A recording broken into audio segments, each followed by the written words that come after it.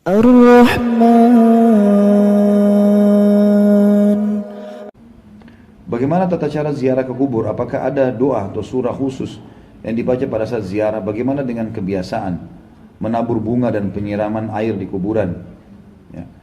Tentu saja kalau yang kita lihat dari hadis Nabi SAW, beliau sering berziarahi Baqi di hari Senin dan Kamis, kuburan para sahabat.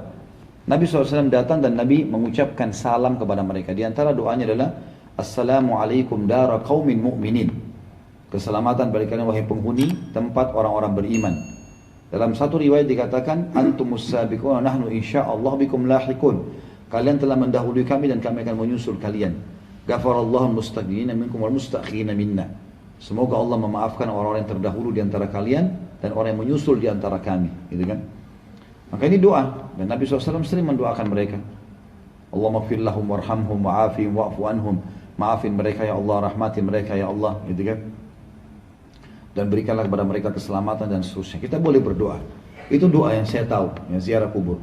Kalau masalah menyiram dengan air, menabur bunga, belum pernah ada riwayat ini. Tidak pernah ada riwayat masalah ini. Jadi tidak ada hubungannya antara air yang disiram di kuburan dengan selamatnya orang itu nanti dari siksa kubur. Tidak ada hubungannya sama sekali. Sama dengan orang berlebihan memasang marmer, pakai pagar, pakai kelambu. Ada hadis Nabi SAW mengatakan kepada Ali bin Abi Thalib, wahai Ali, saya wasiatkan kepadamu jangan kau temui kuburan di muka bumi kecuali kau samaratakan dengan tanah. Jadi seperti taman makam pahlawan itu sebenarnya kuburan ideal. Jadi rata sama tanah, cuma kotak saja begitu. Itu memang seperti itu sunnahnya Nabi SAW semestinya. Kalau kita kan luar biasa, besar, bangunan segala macam. Ada riwayat lain yang kata Nabi SAW, hai Ali, jangan kamu biarkan bangunan kuburan tinggi dan jangan kamu warnahi atau dikapuri dan jangan ditulisi. Larangannya memang begitu. Kalau kita kan tulis tahun wafatnya, tanggal wafat segala macam. Ini lama-lama kalau dibiarkan tulis juga tanggal lahirnya nanti. Dihindari saja. Yang penting adalah kita tahu orang tua kita sudah meninggal, kita doakan.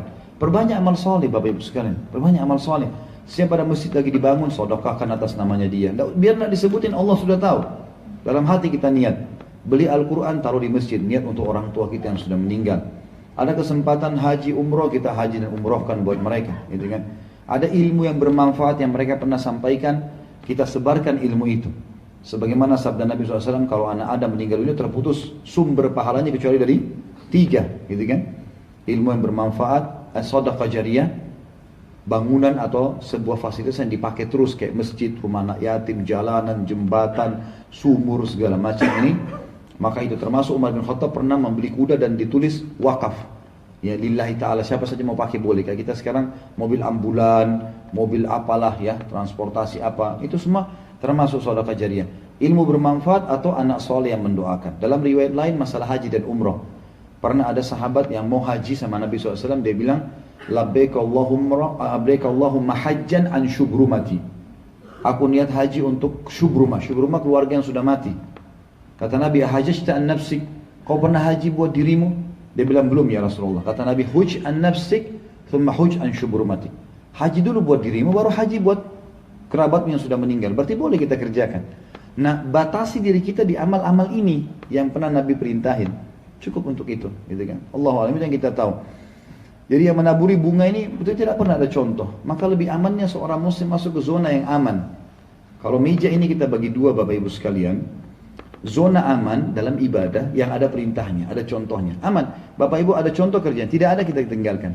Zona yang tidak aman adalah zona yang menebak-nebak. Oh ini kan baik. Yang penting baik. Bisa diterima bisa enggak loh. Jadi nebak-nebak. Kenapa kita masuk ke zona ini? Buang-buang waktu dan umur kita dan uang kita gitu. Untuk apa? Tapi sekali lagi, kalau tetap ada yang mau buat silahkan saja, gitu kan? Sebab kadang-kadang kalau kita tidak ucapin kalimat yang terakhir ini nanti dikira kita larang-larang segala macam. Sudah disampaikan, cerna, kalau masuk akal terima, enggak ya enggak masalah. Ya, orang yang mau terima silahkan, tidak mau terima ya. Allah mengatakan faman syaa'a falyu'min wa man syaa'a falyakfur. Yang mau beriman silahkan, yang tidak mau kufuri silahkan. Gitu kan? Karena kalau ada orang subhanallah, masa sih tabur bunga aja enggak bisa, siram air enggak bisa. Loh Rasulullah enggak kerjain. Masalahnya kita punya panduan kan, suri tauladan kita. Lebih baik uang yang kita pakai beli bunga, beliin Al-Quran, sedekahkan di depan kuburan sama orang miskin, niat untuk orang tua kita. Sampai tuh, gitu kan.